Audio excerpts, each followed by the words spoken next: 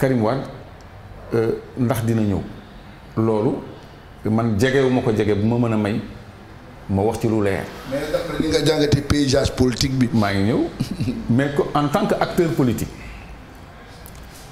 moom dafa am ay défis yu ko interpellé moom ci boppam parce que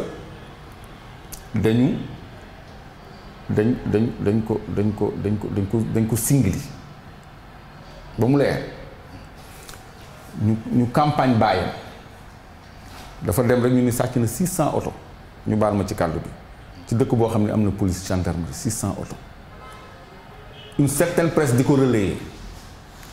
xam nga loolu dafay metti ci doom damay raisonner rek en tant que man su fekkoon ni man Karim Wade la damay ñëw te dinaa xeex te fu ma koy teg laa lay expliquer nii léegi ñu tuumaal ko topp ko jàpp ko jalgati ay yoon gaañ ko sax physiquement ci biir procès pour wane li ñu ko dencaloon yëpp loolu yëpp weesu ñu jël loxo baayam teg ci loxo kër baayam plutôt teg ci loxo jël ay takkaayu jabaram ñëw indi fii ci caisse de dépôt et consignation fii Aliou Sall nekk léegi loo xam ne ndono ay doomam la en tant que nit doomu aadama loolu lu naqaree supporter la lu naqaree baale la kon moom dafa am combat politique boo xam ne bu ko honoré wul rek du dara. mais est-ce que am na courage boobu selon ni nga jàngatee loolu. bu amul courage non. est-ce que am na courage boobu en fait. xam nga lu jotagul boo ciy prononcé bul ci dogu man dama am njort ni doomu Ablaye Wade mënul ñàkk courage boobu ku am statut ak bayre Karim xam ne ay mouvement yu bëri ñoo lay soutenir mouvement de soutien yu bëri nga xam loolu nga am appareil politique bu mel ni PDS te bëri na ñuy opposé wu te amuñu appareil politique bu mel ni PDS yow nga am say mouvement de soutien bu noppi am appareil politique bu mel ni PDS nga ni doo xeex loolu gëmuma ko donc dama jàpp ni àla kulli aalim bu jotee dana ñëw li ko war mu def ko day bokk du bokk loolu yëpp rapport de force la ma leen di fàttali rek ni Côte d'Ivoire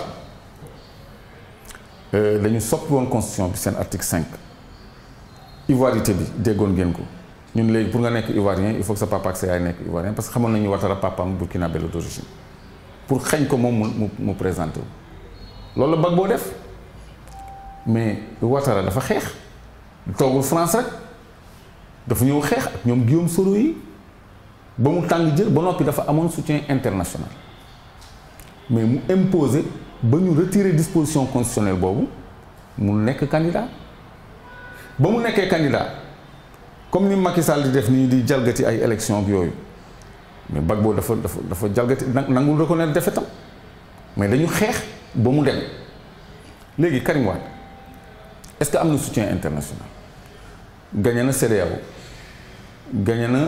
Union africaine gagné na tribunal arbitral de Paris gagné na Nations Unies donc ci juridiction internationale yépp dañ ko jox dëgg parce que reconnaître ñu crime te moom amende biñ ko teg bi nga xam ne mooy obstacle ci liberté am verdict gu créer le tribunal boo xam ne sur le plan international kenn reconnaître ko mais un homme comme Karim Wade day xam loolu yan marge de manœuvre la ko mën a may donc levier la pour moom kooku muy benn ñaareel bi loi même constitution amul loi bu ñu mënta rocci loi bi modifier code électoral bi gouvernement bi da ko rocci yàggu defaraat ko daal koy déposer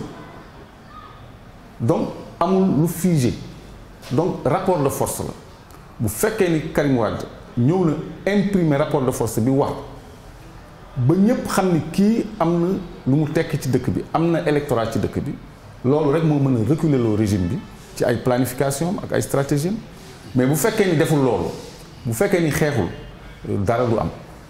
ça c'est sûr dara du am te boobaa mooy moom ci boppam du dara